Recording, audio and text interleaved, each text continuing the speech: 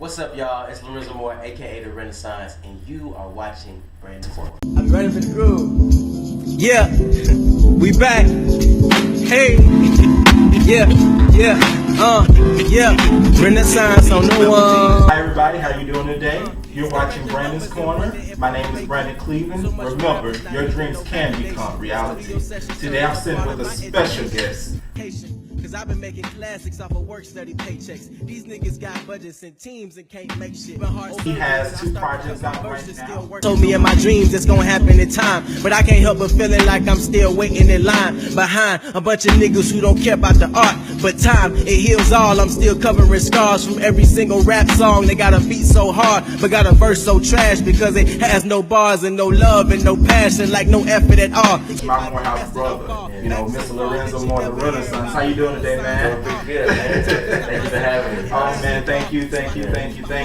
Sometimes I feel bad for all these rappers signing shitty deals just to find out the label's trapping y'all. Man, fuck a 3-6 deal, 365 working 724 still. Rich or die trying, can I make it out with no deal? Bitch, I got drive, turn you niggas into roadkill. Microwave rappers like a bowl of fucking oatmeal. I'm full continental like I'm working at the hotel. Feeling like the shit but never thinking that it don't smell. Popping off the rip like it's the hookers at the motel. I push the envelope and all you niggas is like old mail. We don't even open that shit. Try me, you can get clipped like a toenail. You ain't a real nigga till shit don't go well. With nothing in the grind and you gotta make it grow still. We only call God when shit don't go well. We only call God when shit don't go well. Hello? Well, for real this time, man, look, man. You get me through this one, I promise you, I'll never do it again. I'll never do it again. Click. Yeah. Renaissance on the one. The whole purpose of this show is to be able to give people some light, you know, people that are dreaming. There's many people out there that's dreaming, that want to make it happen, or people that's been grinding, and quite frankly, it's just been really very hard, you know. Yeah. So I just wanted to come to you, you know, and get some insight on your life and some things that you've been going through, and hopefully, you know, you can be a help to the people that's out there, you know, that's struggling. Okay. Yeah, sure. So, how exactly did you get your name, The Renaissance? So yeah, I was at a stage as a young artist.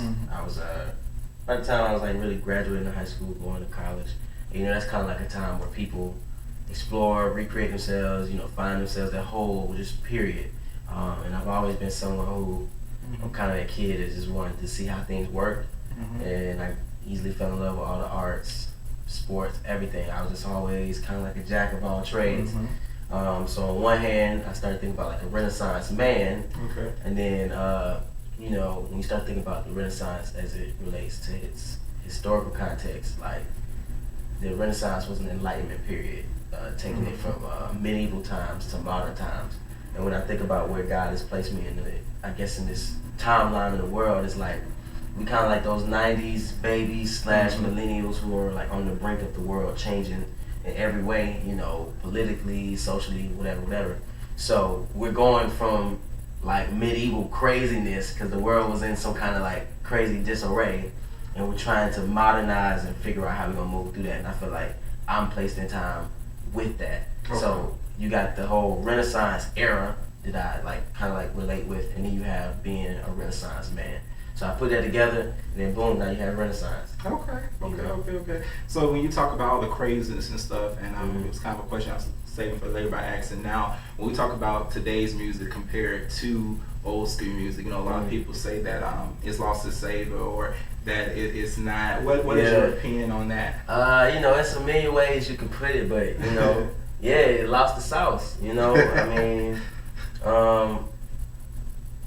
on a sound level, I feel like frequencies of music were specifically different in old school music, and that could be the fact that they had live instrumentation, and that was a big thing. Also, the way that they recorded music. You know, a lot of things were analog, so that emits a different frequency. But now, you know, we're in a technological era where everything is digital, so the music is going to sound different anyway. Like on the brink of the 2000s, like the 60s, 70s, 80s, you had disco, funk, you know, R&B, soul, all that stuff. in the 90s, you start getting into sampling, rap, you know what I'm saying, and that really made it a political movement. But then, like, right around the early 2000s, you start moving into, like, a synthesized, like, with the pop music, the rap music, you know, even just some of the soul music, it was like a synthesized sound. We had moved away from the analog sound that we loved back in the day, and now we're transitioning into, like, a digital emulation. Right, so then you transition from that into, like, okay, now you got trap music, then you got, you know, the Atlanta hip hop trap scene, and then one thing I think the reason that the music is so popular today that it is not for its melodic, like, content, it's more so for the beat. It's the drums, it's the percussion, it's the 808, because, you know, if you black, you got melanin in your system, and even if you ain't, you know, but I know us black people, we were born with, like, an innate rhythm, you know, it could be an African drum, whatever you want to call it, you know, say what you want, but I feel like we're all born with that rhythm, and I feel like when we hear those beats, that's what it's speaking to, that rhythm. But the melodic nature, I don't feel like music is speaking to that now. Okay. See what I'm saying? We've replaced live instrumentation with auto-tune singing. Okay. You know what I'm saying? From a lot of the mainstream hip-hop artists. So I feel like, you know, something that I want to personally do with my music is integrate with today's modern sound, but also, like, pay homage to some of the more old school artists, and then kind of bring, like, a live instrumentation sound into this era and see how that will work. Because we see how successful it has been with the digital, but what if we blended it? I'm always trying to, you know, think on that level. So. Okay, great. Yeah, man. So when you talk about the synthesizers, all the computerized music, we also talk about sampling. Is there any form of originality today? Ooh, that's a good question, man. So I would say yes and no. Okay. I'll start off with the no. You know, art is always recreated. You know, your art will influence somebody's art 10 years from now, 10 days from now, 10 hours from now, whatever. You know, but so there's always, and I heard this quote: all the good artists, you know, they are influenced by a lot of different things. They go out and they do their, I guess, what you would call cultural research or whatever. But, you know, they're really in tune with their message because they have a lot of things to pull from. So that's one thing to say. It has no originality. But then, you know, I feel like a lot of artists are original. They may just, you know, be conformed, you know, either by the game or, you know, by wanting to get on, whatever the case may be. They conform to a similar sound or just a sound that's popping. Because for a lot of people, it's not about popularity, it's about money. You know, so they trying to make something that's, you know, so I get it, you know, but I feel like even with, you know, some of the rappers that are coming out today in this digital era that we're, like, living in, the way that people have found ways to do things digitally, I feel like personally, even though it's all in the same subgenre of trap music or whatever, people have gotten very creative with how they fool with the technology, you know, with auto-tune, with, you know, how the beat drops and, you know, EQing things a certain way. Like, I feel like in that way we have shown our originality and creativity just on this digital medium, if that makes sense. So yeah. Great. So when exactly did you know that music was what you were born to do? When I was born. Nah, man. I don't know. When I was little, man, music just used to make me happy, man. Like, just be the happiest kid in the world listening to music, like good music. My dad's a DJ, so he always playing oldies around the house, you know, working on mixes. And, you know, I started fooling around with him and the DJ equipment, like, when I was like 5, 6, 7 years old, you know what I'm saying? So we'd be downstairs in the basement, he'd just be playing me records. And like, hey, you know, this is such, so-and-so. And that's how I got introduced to a lot of my favorite, you know, original MCs, like KRS-One, Rakim, some of my favorite, you know, funk, soul, jazz, fusion bands. You got Earth, Wind & Fire, Kool and the Gang, you know what I'm saying? Like, the good stuff. So I grew up on that, and I just remember him telling me at a young age, like, you know, you got my ears. Oh, wow. You know what I'm saying? Like, that's what I always remember. You got my ears, you got my ears, you got my ears. Your ear gonna be better than mine. Oh, wow. You know, that's when I was little, so he would teach me how to DJ, and then I would be doing mixes with him and stuff like that. And when I was like 2nd, 3rd grade, elementary school, was getting introduced to the fundamentals of poetry. And, you know, I don't know, I ain't gonna say I was a misunderstood kid, but I was just trying to figure out, I'm always trying to figure out the world to know my next steps, right? So music and poetry became a way for me to vent, outlet, and in my, you know, in my little poems and stuff, I would write the things that either I was too shy to say in person, or things that I was unsure about, or even like things that I dreamt to be. Like I'd be like, you know, I have this car, and then, you know, rap is literally rhythm and poetry.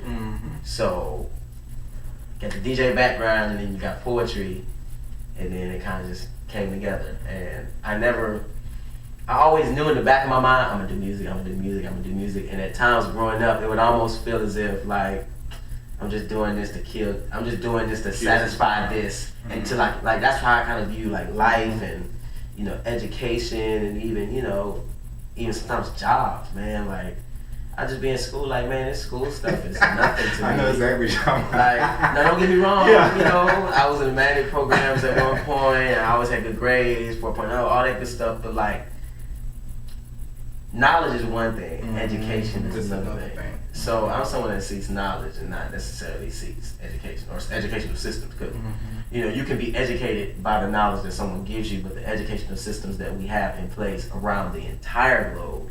Well, y'all just say America, because some countries be doing it big.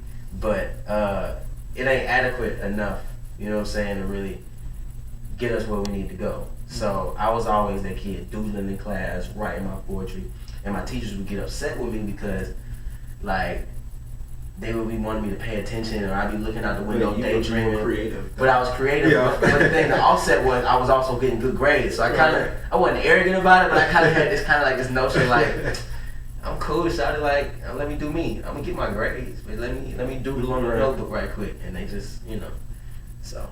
Okay. So I like to ask this question because childhood is very big in developing the person. You know, even science has proven. So what was childhood for you, and how do you think childhood got you to where you are today? Childhood was a series of events that led me to become who I am today, from the good to the bad, you know. I remember being a young, little pale, little chubby, little light-skinned boy, you know, just being placed in different situations, you know. I feel like, much like a lot of my friends or a lot of my peers, just people that I know, kind of grew up fast, you know what I'm saying, and people don't recognize, like, I keep relating back to this technological era, but like we're in the era of information, you know. So growing up, kids are exposed to not only things that they see, but like we had the whole world at our fingertips the entire time, and we just been fiddling with it. I still feel like we just fiddling with it, you know. But like kids find out about a lot, you know, sometimes before their time, you know, or you know, just being a kid that was ahead in his books. I was one of the youngest kids in my class. You know, my mom started school for me when I was young because they didn't want... My birthday fell on one of them dates where, like, if you had your birthday after this date, you had to, like, wait a year or something like that. And my parents weren't with that. So they was like, all right, we're going to put you in this little private school for, like, a year or two, and then we're going to shift you over. So that's what they did. You know, and being from Atlanta, specifically the east side, growing up, even through childhood, teenage years, it's kind of interesting because you get, like, a very diverse demographic. Like you got the hood folks from the hood for real, and then you got the folks that's like from the burbs or like, you know, preppy. It's all one big mixed environment. Some neighborhoods are better than others, you know, of course, but like specifically talking about like school systems and stuff like that, like you would be in class with like different people, and I feel like that prepared me because growing up I was a social butterfly, you know, being the youngest. I always wanted to fit in, you know, so I would do things like getting good grades because that's what my mama told me it would take, you know what I'm saying, get good grades and then you'll find some friends, you know, treat people how you want to be treated. That's what she always telling me, you know. And I feel like at times maybe, you know how you feel like you missing out but you really ain't missing out? That's how I kind of felt a lot of times in childhood, but I didn't realize it until I always kept looking for something. You're looking for something, you know, and it's like, okay, maybe I'll find it in my music, and you find it in your music, or maybe I'll find it in basketball, you find it in basketball, or maybe I'll find it in this little crush I got on this girl, and you find it in that, but it's temporary, and that thing that I feel like I was looking for at my early childhood was validation.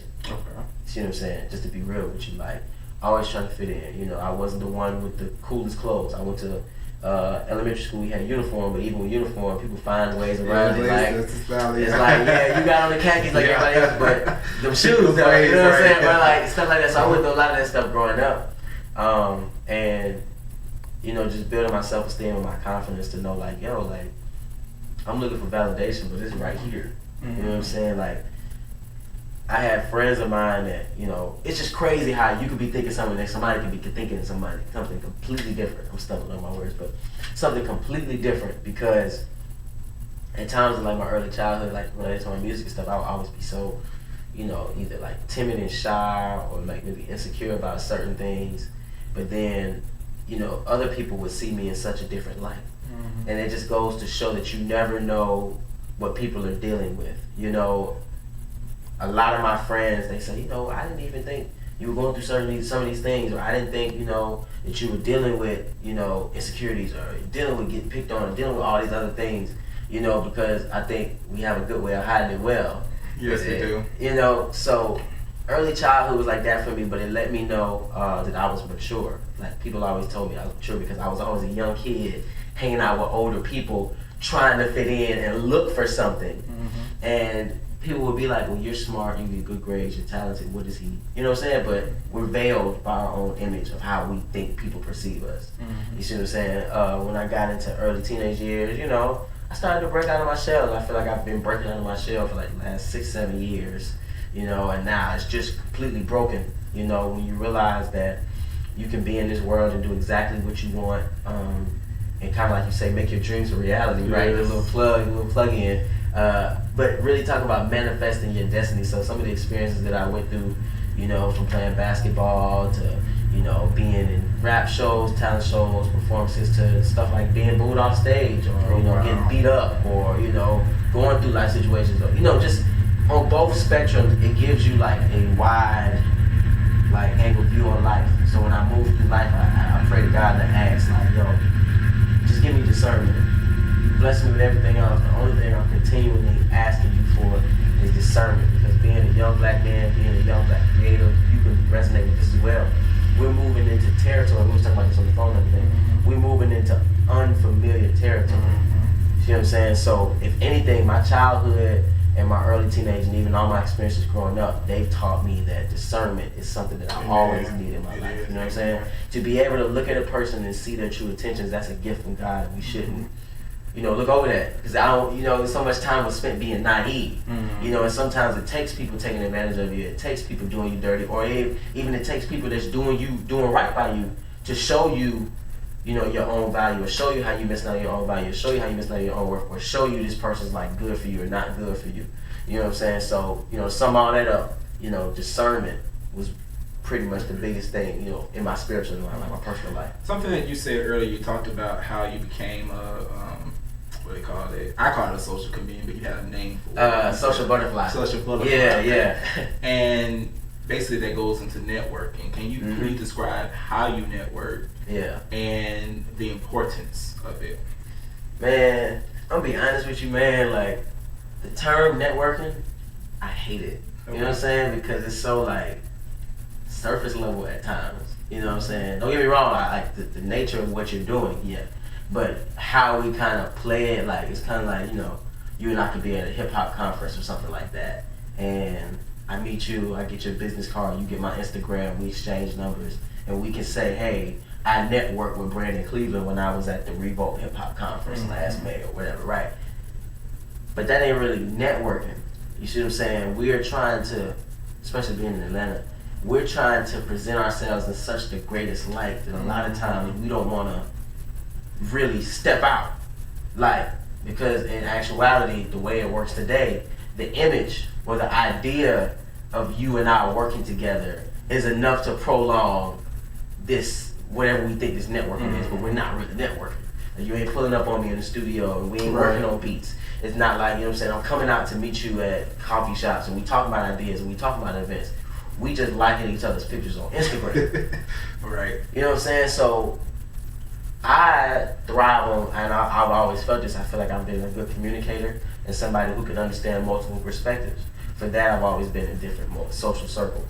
You know what I'm saying? Like, I was always, you know, I can hang out with some of the smart kids, and then I can hang out with some of the people that love sports. Then I can hang out with some of the people that love comic, homies from the hood, you know what I'm saying? And some of my cousins. And so it's like, I got like a really wide cultural perspective on that. So when it came to networking, I was always just kind of like, I don't know, like I kind of have a way of analyzing people, kind of like at face value when I first meet them. It's like, okay, this is this person, okay, this is what they say they do, okay, boom. And then I automatically think, okay, I got a homie that say he need a carpenter, and then I got a homegirl that paint.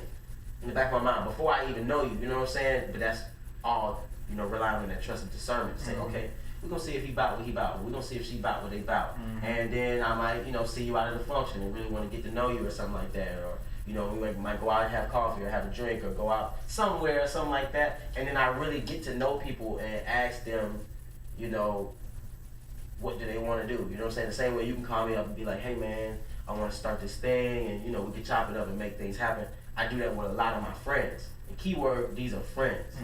Friends first. You know what I'm saying? Business partners later. You know what I'm saying? So I build a lot of relationships with people and kind of like plant seeds. It ain't gonna take off all the time. I've known you for a long time, you know what I'm saying? I was in classes with you, and then there was a period where I didn't really see you like that. We was going different wavelengths. And then I said, hey, come get in the studio with me. I'm working on this album. Boom. See what I'm saying? The same way I was able to pull different singers together, that put you and every other singer in that room and myself in an environment where we can all learn from each other.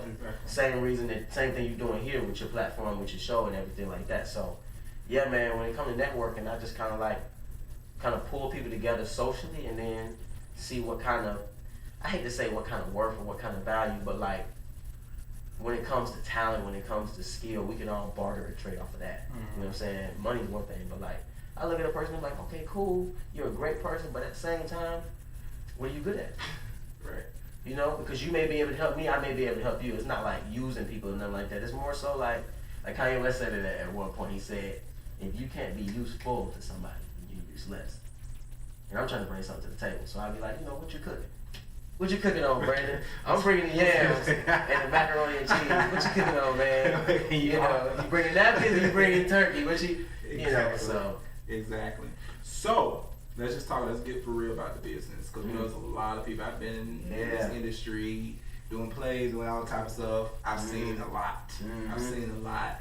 Can you tell me some struggles that you've gone through in being an independent artist? Okay, first of all, describe this. What is an independent artist? What's the difference between an independent artist and someone who's signed to a label?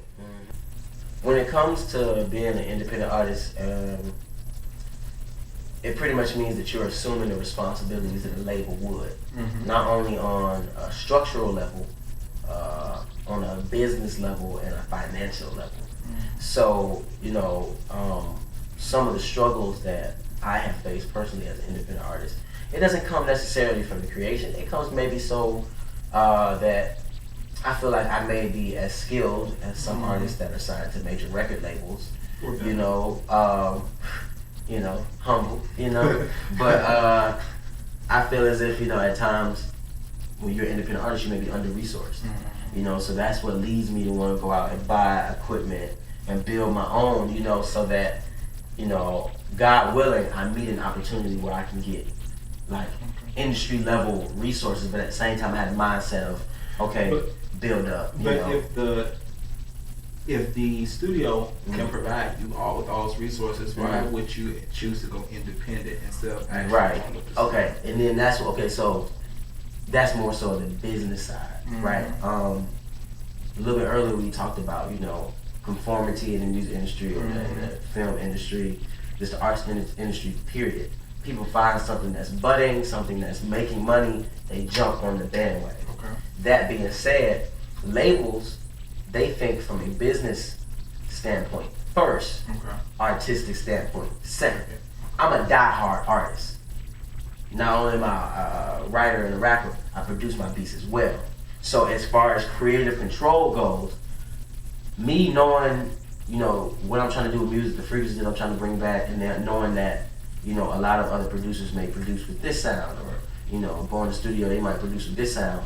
I've always been, just me personally, and I think some other independent artists may resonate with this, but being able to control your own narrative is something that's so imperative for creatives coming up now, because the narratives that have been portrayed to us have been have had the same cyclical nature all along. See what I'm saying? It's always about negativity. It's all about drugs. It's all about money, cars, clothes, women. You know what I'm saying? And it's like, okay, that's cool on a Friday night, maybe.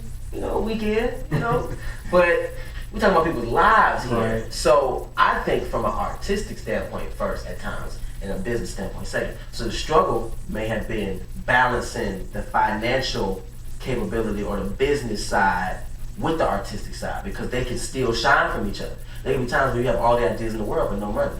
But then you can have all the money in the world, you're like, I can't get this idea together. So it's like labels, they have a way of saying, okay, it's the top of the year, this is what's trending, this is what's going on, this is an artist that's going on, this is an artist we have on our label, we're promoting this artist, you know, and then we got this lead artist right here, she has the hit single in the country, so if we try to bring this guy on, let's go ahead and have them do a feature together. Now, that might be cool, but what if as artists, they don't want to work together?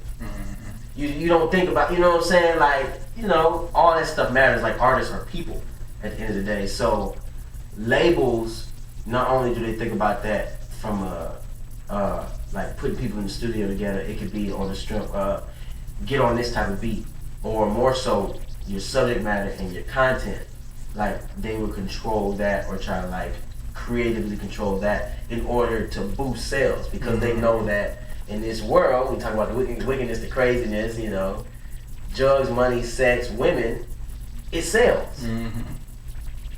It's no doubt about it, you know, and it's not like the good doesn't sell, it's just for whatever reason, this is what's promoted heavily to us, you know, and I think that a lot of labels, they just think from that business standpoint. So my decision to stay independent is going to be as long as possible until I can get to a point where I feel like I'm satisfied financially, and that I'm not with an entity that compromises my creative control.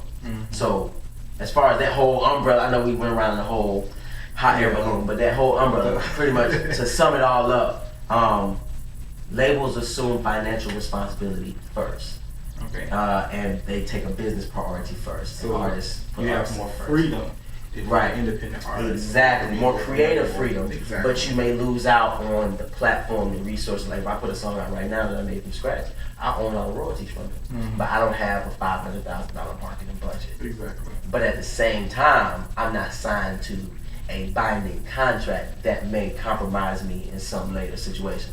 See what I'm saying? So another thing too, being a young artist, like being fresh, don't nobody know you. You kind of have to make your name independently, and then step to the labels like, look, I got this, that, and the third myself.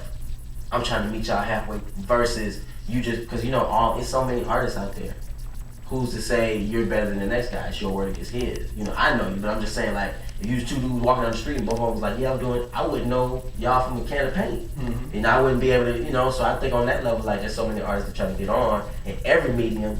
How do the people know? You know what I'm saying? So build up as an independent, and then I would want to meet a business or meet a label or meet an entity, maybe through distribution or maybe through promotion.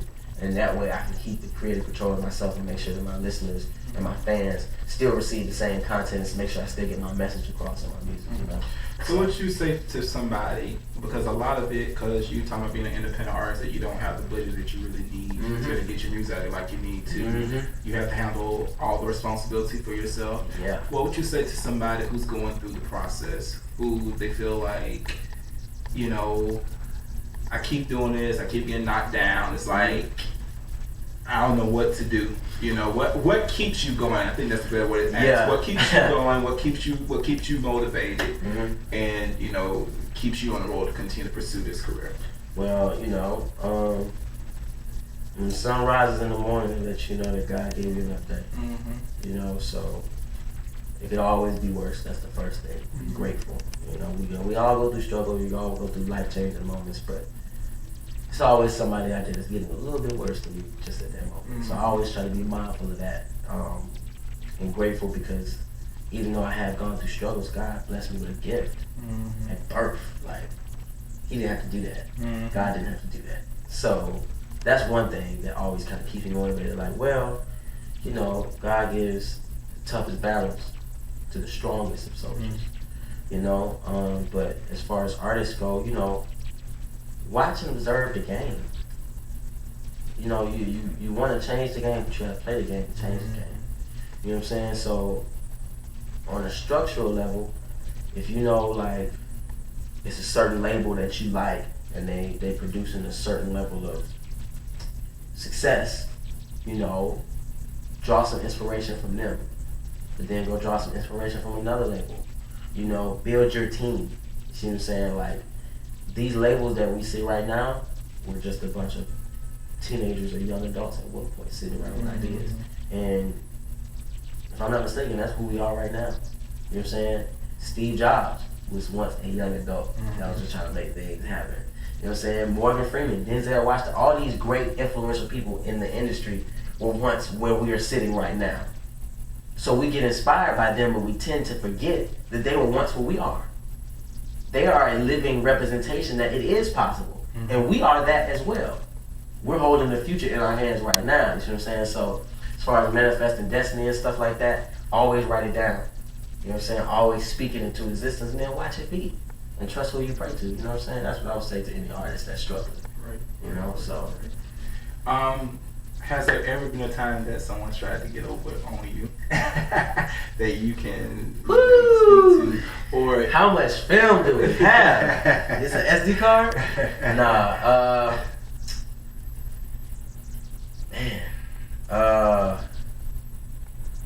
Just name one. Yeah, I'm trying to give you a good one, because I mean, I can think of times where, you know, people skip out of studio sessions or going, you know, trying to find good studios and they're trying to tax you and break your pockets, or, you know, people promising you things. But I would say maybe when I was first getting out of high school, I'm not going to say no names, I'm not going to say none of that other stuff because I ain't, you know, it's no big deal. But I was trying to go to different studios and really take my music to the next level, because at the time all I had was a little concert microphone that I had saved up money to get when I was like selling snacks, cutting grass, running and stuff like that. But got out, got to college, started trying to find the studios, and I was working with this studio, and they had promised me for X amount of dollars, we'd be able to work on X amount of songs. Long story short, I had to save up not only scholarships, stipend money, but some of my own money. And it got up to the point that I was ready to put $1,500 together to put together 15 songs.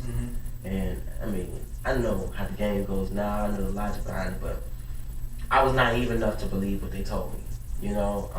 And we got like halfway through recording some of the stuff, and they was like, well, you know, I'm gonna need that 1,500. It's like, okay, well, we still got X amount of hours. You know what I'm saying? I'll give you $750 right now, you know, and one thing led to the next, and I ended up pulling the plug because I realized, like, people love to bait and switch, you know, and I'm not gonna go into super deep detail, but that just furthered me wanting to do my own thing. I never wanna, like, I'm trying to cut out any middleman, period. I don't need a middleman. Take me straight to the boss shop. So what are some of the games that you see time and time again, like with multiple artists that's out here trying to do their thing? Oh my goodness.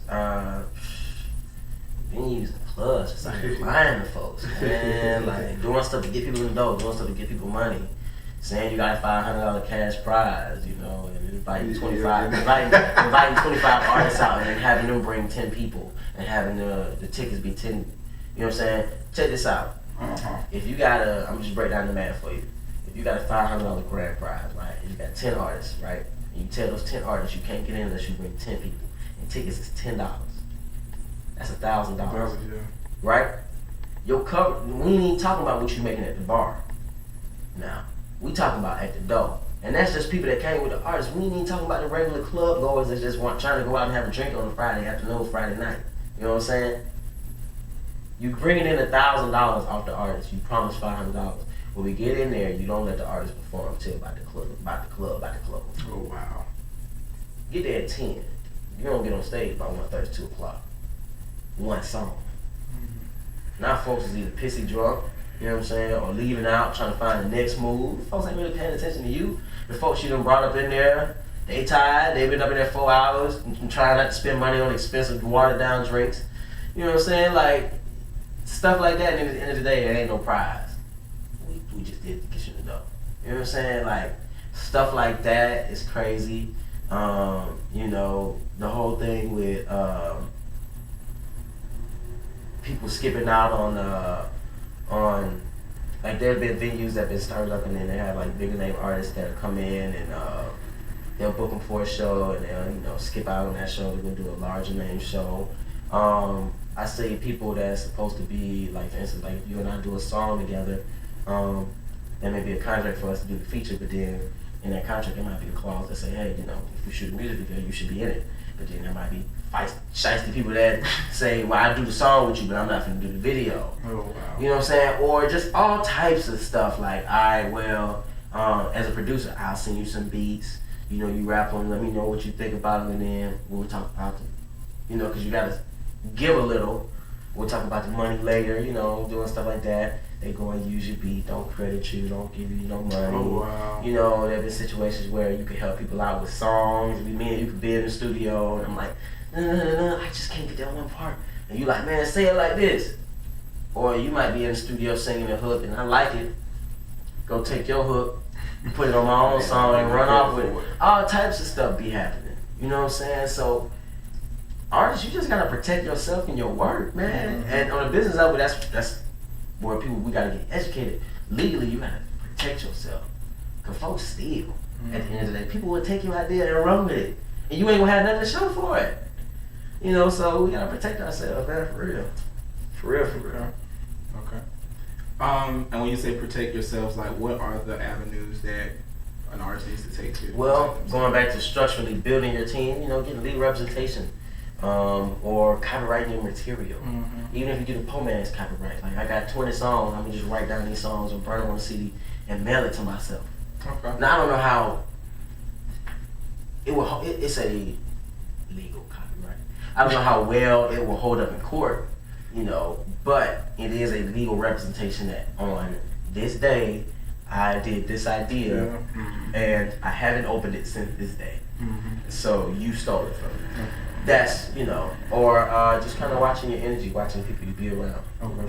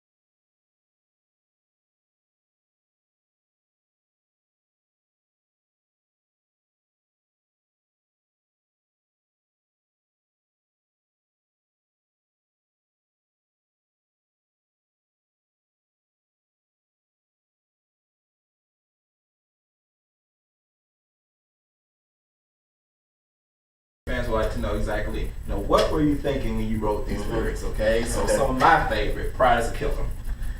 Woo! With me personally, my pride is always something that I'm internally dealing with, whether it be we know it or not. I've always been prideful, you know what I'm saying? Not in, just more so in a way like I just like to do my own things, have my own way, and I feel like at times, that may get out of hand, or you may become, I don't know if cumbersome is the word, but you kind of get closed off and tunnel vision, and I get like that when I'm with my ideas. But when I was writing Pride is a Killer, I started realizing all the ways in which, because on that project, Product of My Generation, I'm always doing a life examination of myself, the things around me, my friends, experiences, all that. So pride may have inhibited me from getting a certain opportunity, or may inhibited me from moving forward in a friendship, or may have inhibited me from receiving help that God put in my life. Like, that stuff, it's real. It's deep. Like, get out of your own way. Get out of your way. Wow. And that's kind of like what some of my close friends and, God was kind of putting in my ear, like, man, get out of your way, man. It's right here, man. Get out of your way. So that song, Pride is a Killer, was literally just, I was thinking, Pride is a killer, you was too good for your own good. You was still stuck in your own ways. You wasn't listening no ways, I'm trying to get it my own way. Lyrics like that just paint a picture of where I was at, but it's a song of growth too. I'm getting better with it, by the day. So great. Ignorance is bliss. Ignorance is bliss, but I know too much. When one chooses to, seek and gain other knowledge, you assume the burden that comes with knowing things. So the statement ignorance is bliss kind of spoke to me, and I was inspired by listening to Kendrick Lamar's original version. Ignorance is bliss, and I like to spin, he put it on it, and I want to put my own little take on it. Pretty much saying, like, there's a lot of things that are going on in our community that we may be ignorant to.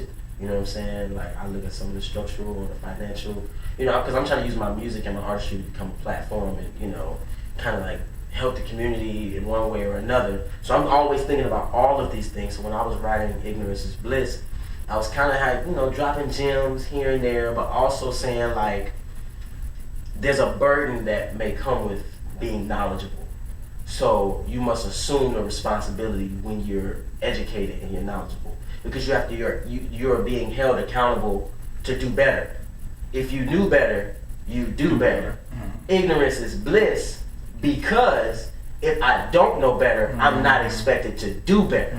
I'm stuck in a blissful state. But then a second hand of the song was also stating that not only I feel like I know too much to be ignorant, like I know too much to be in this blissful state of not constantly worrying about what's happening in our community or what's happening in my life. Like, in some ways it can be a burden. Like, sometimes you be like, man, I just want some food, but I know McDonald's got processed fries and I only got $5. How am I supposed to eat food? Like, everybody wants you to go vegan, but vegan is not a financially affordable lifestyle for people that ain't got money. And you always think about all these things, and you like, dog, like, I wish I could just not care about nothing at times. But there's a burden that comes with knowledge, so you just must assume that. Sunny Side Up. Sunny Side Up is a song about multiple things. It's a metaphorical song. Where I personify different items of food to not only talk about love and sexuality, but also talk about music. When you're being, that's one of those songs where I would have to go line by line, but to give you kind of like an umbrella, it's pretty much saying, like, you have the ability to be as free as you want to be. The song, in one way, was about the music industry and how, despite, being an independent artist and having to do all these things, there's a sunny side up. You can do whatever you want.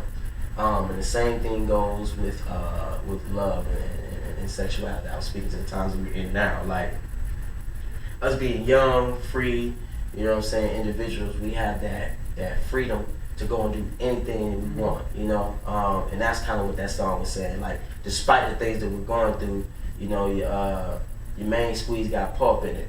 You know what I'm saying? Like, little lines like that, or just kind of like showing we go through things in our society with love, sexuality, freedom, and then more so in the music industry, it was like just a big personified metaphor for that. So that's kind of how that was. Okay. 96 degrees. 96 degrees. It was actually really, really hot in the studio when we were recording that song, because I was recording it at my homie Black's, his studio. And there's a part in the beginning of the song that said "cut the fan," because in between takes we turn the fan on because it would just be hot. You know, because I had like a real intimate studio vibe. There would be different people there helping out. You know how it go. So when I was making the beat for that song, I mean, it was me, my boy Shinobi, shout out Shinobi, my boy James Houston, who was cooking up this little saxophone sample. We kept thinking, the way we flipped it the first time was cool, but then that second time around, when I flipped it again, I started thinking, man, this is hot. You know what I'm saying? And then I started off with the sample 96 degrees in the shade to, you know, to not only talk about how hot it is in Atlanta, but more so like, it's so hot that it's hot in the shade. It's 96 degrees hot. Like, a lot is on my mind, can't waste time, back to the grind. Yeah, like, that's the lyrics, you know what I'm saying? So, it was more so saying, it's hot in the summertime, it's 96 degrees hot. I was born in 1996, so I made that in 96. Okay. But, yeah, that's one of my bangers, you know what I'm saying? Just some heat for the summer, for real, for real. And the last one, I've Been Woke. Oh, man. I'm glad you say that one for last. I've Been Woke, man, that's one of them songs that I remember I was coming back from Cleveland, visiting some of my father's family one summer, and I came back and they was having like a KKK rally at Piedmont, and dudes was getting hung, and I'm like, you know, and then everything was happening from, you know, Trayvon Martin, Brown, like all of these people getting gunned down wrongfully, unlawfully by the police. It just kind of made me recognize, like, that was the first time I remember calling my mom. I was on set doing something with a production company that I used to work for at the time, and I remember they were protesting. I couldn't remember who's like it. It's unfortunate that it happened so much that you can't tell. So forgive me if I can't remember who it was. But they were protesting in the streets, and like, this was in the middle of Atlanta. The streets were shut down, and they were talking about on the news and talking about on Twitter how police was coming in, SWAT ready. And you know, like, there's benefits to protesting and speaking your piece and stuff like that, but at the same time, that was one of the times that I feared for my own life. Like, I wasn't Lorenzo Moore, I wasn't the Renaissance, I was some young black man in the eyes of the police. So, you know, that being alone, I went home and I started writing, and I just kept writing. That song took me a while to actually, like, when I sat down and wrote it, it kind of just flowed. It took me, you know, a couple hours, but that was one of those songs I did, like you said, cultural research. I went back and I just really soaked it all in, like, how do I feel about this? You know what I'm saying? How do I feel about the fact that, you know, black women are objectified? How do I feel about the fact that, you know, our black talents and our black magic has been exploited for white capitalism? How do I feel about that? I've been woke. I've been educated by the power of my kinfolk. We need this information for the power of our we need this information. We need it. So I share it to my people about rapping on instrumentals. They've been trying to sell me a dream. Those are the lyrics that came to mind. I'm talking about the ways that, you know, they kill us for selling CDs. You know what I'm saying? I'm talking about the ways that Fox News and CNN and other media outlets out there are playing a game and playing a way of portraying black men and women in such a negative light, and white men and women in a different light. You know what I'm saying? I'm talking about the ways, to get real with you, that black man can be pulled over for a traffic stop, and then they say he got broken headlights just to get him to pull over or something like that. And I'm talking about the ways that when this black man is pulled over, that a police says he smells weed in the car and finds probable cause to enter the vehicle. I'm talking about the ways that even if that young black man has a registered pistol, now he's seen as a threat because he's young and black. I'm talking about the ways that these people are getting killed, and then we are seeing it constantly. See, like, there's and I know I tend to ramble on stuff like this, but there's a two-headed sword to the pain that we're feeling in a response to what we're seeing. Not only do I have to see my brother hear about my brother getting gunned down and know, damn, the police done did it again, but I also have to turn the news on and see it. You have to see it. There's a systematic and structural way that they are portraying our own lives and our own value, how they view us. If a million people watching this if a million people are watching this 24/7, and you keep replaying this image of this man getting gunned down, even if you put a warning that say graphic content, it's the same thing on Twitter. You scrolling up and down, such as so-and-so shot by the police, such as so-and-so gunned down, unarmed black man killed, unarmed black woman killed, woman found dead in this. You know what I'm saying? And now it's like my dad told me, he was like, back in the day, you know, if you had beef, it was only with grown men in the streets. You know what I'm saying? And now you got the cops not even playing by like the street rules. Like, not only, like, I ain't saying what they doing to young black men is right, but damn, it's like, you not only killing a young black man that's unarmed, you killing old women. You know what I'm saying? I don't know if you heard about that lady. Yeah. They had a warrant. They ran the door and just started shooting. Lord, like, that's an old woman. Yeah. You know what I'm saying? Like, in a lot of ways, people be like, she was on her way out. Yeah. Like, she has lived a good life. Why does her life have to end that way? They killing babies. They killing dogs. They got a little body cam. This little body cam is so crazy because you have all the footage and all the know-how in the world. Everything. It's catching everything, but then you still find a technicality in which, and you seeing them, a dog running around the corner, pow, pow, pow, pow. Police on instinct, trigger happy, killing a dog, shots fired, the dog was attacking him. On paper, they saying shots fired, he'll probably get cleared for that, but we're watching the video. Right. The thing is, what's so crazy about what's happening right now, to relate it back to the lyrics, is that we're constantly seeing this, and it's like, do you think I'm stupid? That's what I kept thinking to myself. Do you think I'm stupid? You showing me all of this stuff. Do you think I don't notice what you're doing? Do you think I don't notice that there was a swimmer at Stanford that raped a young black woman and left her in a dumpster, and they showed his pearly whites on the news? Representation and imagery. Let me get caught selling weed outside of a local Citgo or a Chevron. They gonna find the most dirty, disrespectful, hood, thugged out picture that they can find, and they gonna use that as my representation. But I'm an uplifting citizen. I might have been selling, and I wasn't, but I'm just putting myself in the eyes of some of the people. I might have been selling weed, but I'm selling weed to make a living. Or I might have been doing this, that, and the third, but I'm doing this to make a living. You know what I'm saying? So I might have been selling CDs outside of the store, but that didn't warrant me losing my life. And that's what, you know what I'm saying? So when they start thinking about, do you think I'm stupid? My response was, I've been woke. I have been educated by the power of my kinfolk. I'm not some guru, I'm a vessel. People share knowledge with me and I sponge it up in there. What you do with a sponge? You get some of that water and then you drip it over there. You pick it up over here, you drop it on the plate over there with the soap. So that's what happens. People have given me knowledge, young, old, you know what I'm saying, men, women, no matter what occupation, I listen to folks.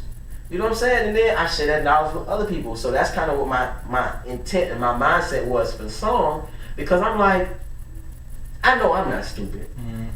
And I know my brothers and sisters ain't stupid too. But they think you are. But they think we stupid.